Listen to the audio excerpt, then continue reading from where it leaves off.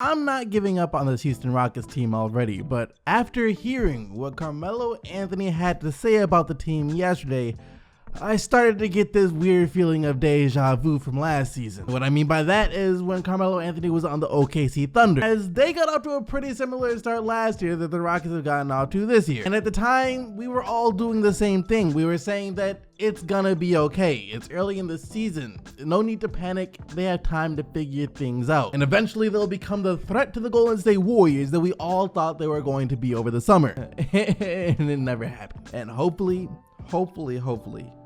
that's not about to be the case with the Houston Rockets this year. Anyways, yesterday, Carmelo Anthony went on to say that everyone has been overreacting to how bad of a start that the Houston Rockets have gotten off to, and that this is a learning process. It's going to take time. I think it's over-amplified when it's a team that has so much expectation. Regardless of it being the beginning of the season, regardless at the end of the season, a team that has this much expectation to not only get to the playoffs, but to win a championship, of course, this will always be magnified times 100. This is a learning experience for everybody. This is an experiment for everybody. We've been at this for 4 or 5 weeks now. We're still working things out. At the same time, work can carry us to the top. Our work and energy and our mindset, then everything will fall into place. This is freaking straight up deja vu from last year. He was saying the exact same thing after the first week with OKC Thunder, and then kept saying it 1 month with the Thunder, 2 months, 3 months, 4 months, halfway through the season, and then when the season ended. A whole learning process. It's gonna take time. We'll figure it all out in due time.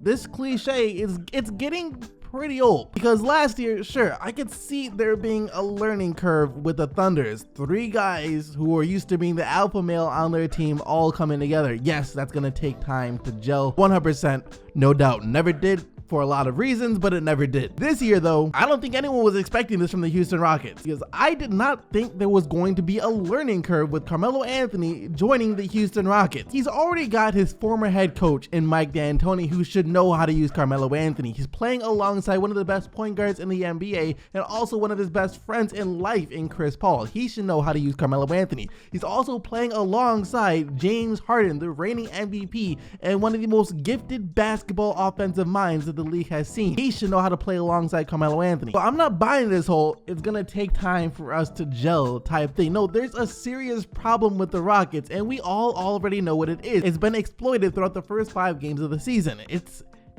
their defense. That's what made them such a great team last year. Not just the fact that they were shooting so many threes and outscoring their opponents, but it was their defense. The bottom line is they can't be as good of a defensive team this year as they were last year with the roster that they currently have, because they lost Trevor Ariza and Luke Bahamute, 2 guys who gave effort on the defensive end, and replaced them with Carmelo Anthony. Now, for as gifted as an offensive player as Carmelo Anthony used to be, the one thing that we have known about him ever since he came into the league is the guy doesn't play a lick of defense. You're not going to be able to tell Carmelo Anthony, yo, go get us a stop. Go shut down Kevin Durant. Go try and guard Kawhi Leonard. Go try and guard Giannis, LeBron. It's not going to happen. And then not only do you have Carmelo Anthony out there on the court and you don't have the defense of Trevor Ariza and Luke Bahamute, but you also have James Harden. And yes, okay, I get it. James Harden has improved over the past couple of years as a defender, but let's not act like that was hard to do, considering James Harden's version of defense in the past used to be just letting the defense just run straight past him. Like, no joke, that was his version of defense. I would hope that he has improved. There's a difference between James Harden improving and him being a good defender. James Harden still isn't a good defender. I don't think he will ever be a good defender. So yeah, the Houston Rockets definitely have some issues, and I don't think it's just about the matter of time till they figure it out, because time isn't going to help Carmelo Anthony and James Harden become better defenders. That's why they're going after Jimmy Butler. They know they need flat out better defenders. All that being said, the Houston Rockets aren't the only team struggling in the NBA right now, and they're certainly not the most concerning team in the NBA right now. No, that title goes to the Washington Wizards. And look, there has been speculation surrounding the Washington Wizards for years. Speculation that the team doesn't necessarily get along. There's a lot of chemistry problems on the locker room, and those problems carry over onto the basketball court, and you can even see it. If you ever watch the Washington Wizards play, they don't play like a team. What makes the suspicions even worse is it comes down to their 2 best players, John Wall and Bradley Beal. Now, the 2 of them have been denying this for forever, saying that they get along, saying that there's no problems, but they can say it all they want, but until we see that, I'm gonna think there's some problems because it looks like there's some problem. And here's the thing with Washington, them as a team, they always say the right things in front of the media. They always talk about how everyone on the team needs to sacrifice and stop having their own personal agendas, play for one another instead of playing for themselves, blah, blah, blah, blah, blah. But once again, they can talk about this all they want, but it doesn't matter until it starts to show on the court, and it hasn't. And so far this year, it's been worse than ever. As after getting blown out by the Los Angeles Clippers last night, Washington has fallen to 1-5 on the year, and already only 6 games into their season, the finger pointing has started in the Wizards locker room. John Wall, just after last night, had this to say: "It's heart and pride, guarding your man one-on-one. We've got to clean up the rebounding. We're giving up too many offensive rebounds. It's just competing. When you're playing the game of basketball, you can't worry about how many points you got, how many assists you got, how many steals you got. None of that matters." God dang it, man. Now, coming from John Wall, this has to be the most ironic thing that I have heard so far this season. Like, this is coming from John Wall. And this is the same thing that we as fans have been saying about John Wall since like last season, I'd say, since the Wizards themselves looked like they started to turn on John Wall. At least some of the players started taking shots at John Wall for doing this exact same thing, about caring too much about his personal stats, his assists, his point, putting those things over the flow of the actual offense for the team. So to hear John Wall say these things, to me, it kind of confirms that he's thinking about this all the wrong way. See, I think the other guys on the Wizards might be complaining. They might be complaining that they're not getting enough shot attempts, that they don't have the ball in their hands enough, that they can't get assists and things of that nature. And John Wall might hear that and think, well, they need to stop caring about that so much because I got us. Why are you worried about how many field goal attempts you get? Get open and I'll pass you the ball so you can take a shot. Why are you worried about how many assists that you get? I'll pass the ball. Once again, all you gotta do is get open. Just rebound, play defense, and get open. That's all anyone else on the team needs to do, and I'll do the rest. I can guarantee you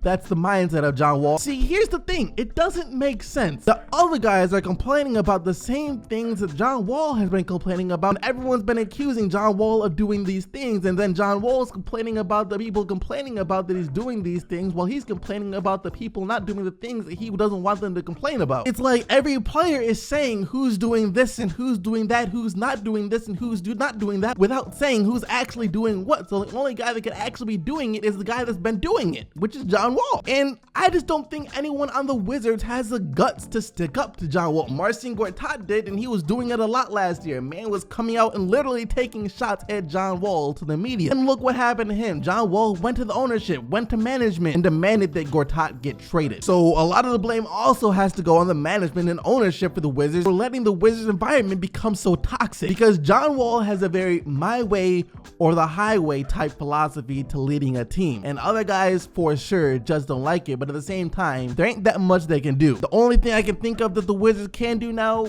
is if a bunch of guys come out to the media and literally say that John Wall is the problem. We don't like how he's leading the team and he refuses to change. That's not going to happen though, because that's going to cause an absolute dumpster fire for the Wizards. But if the Wizards want change, that's what needs to happen, because a dumpster fire at this point is the only thing that can get the attention of management and GM and let them know that, yo, things need to change. Moving on though, the fact that the Thunder almost lost this game to the Suns team who was without Devin Booker isn't that good. I mean, a win is a win and they'll take it. It's their first win of the season, but it wasn't a pretty win at all. 117-110 the final score. Tyronn Lue is gone, and if the Thunder would have lost the game, I could only hope that they would have followed suit by dismissing Billy Donovan. Offensively, Stephen Curry and Kevin Durant have been beating teams single-handedly so far this year. Those are the only two players the Warriors have even needed on the offensive end, as neither of them can miss a shot right now. And this is still the Warriors just in their warm-up phase. Just imagine what this team is about to be like in June.